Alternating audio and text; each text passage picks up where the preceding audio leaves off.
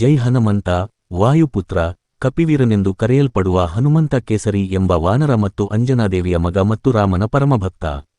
ಶಕ್ತಿಯ ದೇವತೆ ಎಂದು ಹನುಮಂತನನ್ನು ಪೂಜಿಸಲಾಗುತ್ತದೆ. ಅಂತಹ ಶಕ್ತಿವಂತ ದೇವರು.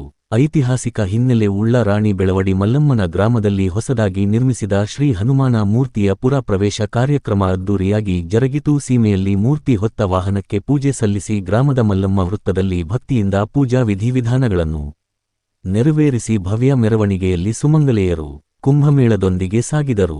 ಭಜನಾ ಮೇಳದವರು ಭಕ್ತಿಯಿಂದ ಭಜನೆಯೊಂದಿಗೆ ಸಾಗಿದರು. ಬದಾಮಿಯ ಬರಮಲಿಂಗೇಶ್ವರ ಮಹಿಳಾ ಡೊಳ್ಳು ಕುಣಿತದ ಸದಸ್ಯರಿಂದ ಆಕರ್ಷಕ ಡೊಳ್ಳು ಕುಣಿತ ಎಲ್ಲರನ್ನೂ ಆಕರ್ಷಿಸಿತು. ಈ ಸಂದರ್ಭದಲ್ಲಿ ಚೇತನ್ ಶಾಸ್ತ್ರಿಗಳು ವೀರಾಪುರ, ವೇ ಮೂರ್ತಿ ರಾಚಯ್ಯ ಸ್ವಾಮಿ ರೊಟ್ಟೆನವರ ಮಠ, ವೇ ಮೂರ್ತಿ ಬಸಯ್ಯ ವಿರಕ್ತ ಮಠ, ಗ್ರಾಪಂ ಅಧ್ಯಕ್ಷ ಚಂದ್ರಶೇಖರ ಕಾರಿಮನಿ, ಗ್ರಾ ಸದಸ್ಯ ಬಿಜಿ ದೇಗಾನ್ವಿ, ಪ್ರಾಚಾರ್ಯ ಮಹಾಂತೇಶ ಉಪ್ಪಿನ್, ಶಿಕ್ಷಕರಾದ ಎಸ್.ಎಂ. ಕರಿಕಟ್ಟಿ, ಪ್ರಕಾಶ್ ಬಳಿಗಾರ, ಶಂಕರ್ ಪತ್ತಾರ, ಅರ್ಜುನ ಕೆಂಪಣ್ಣವರ, ಮಾಂತೇಶ್ ಬಳಿಗಾರ, ಹನುಮಂತ ಪೂಜೇರ, ಶಿವಪ್ಪ ಹುಂಬಿ, ನಾರಾಯಣ ನರಸಿಂಗನವರ, ಯಲ್ಲಪ್ಪ ಸಿದ್ದನವರ, ವಿಠಲ ಪಿಸೆ, ಸುಭಾಷ ಗೋದಳ್ಳಿ, ವಕೀಲ ವಿಶ್ವನಾಥ ಪೂಜೇರ, ಗಿರಿಮಲ್ಲ ಬಳಿಗಾರ, ಮಡ್ಯಪ್ಪ ಗುಗ್ಗರಿ, ವೀರಾಂಜನೇಯ ಟ್ರಸ್ಟ್ ಕಮಿಟಿ ಮಲ್ಲಮ್ಮನ ಬೆಳವಡಿ ಅಧ್ಯಕ್ಷ ಮಾರುತಿ ದಾವಣಗೆರೆ, ಕಾರ್ಯದರ್ಶಿ ಸಮೃದ್ಧ ಕುಲಕರ್ಣಿ ಹಾಗೂ ಪದಾಧಿಕಾರಿಗಳು ಉಪಸ್ಥಿತರಿದ್ದರು ಮತ್ತು ಪರಸ್ಪರ ಕೇಸರಿ ಬಣ್ಣ ಎರಚಿ ಸಂಭ್ರಮಿಸಿದರು. ನಂತರ ಎಲ್ಲರಿಗ ಪ್ರಸಾದ ಸೇವೆ ವ್ಯವಸ್ಥೆ ಮಾಡಲಾಗಿತ್ತು.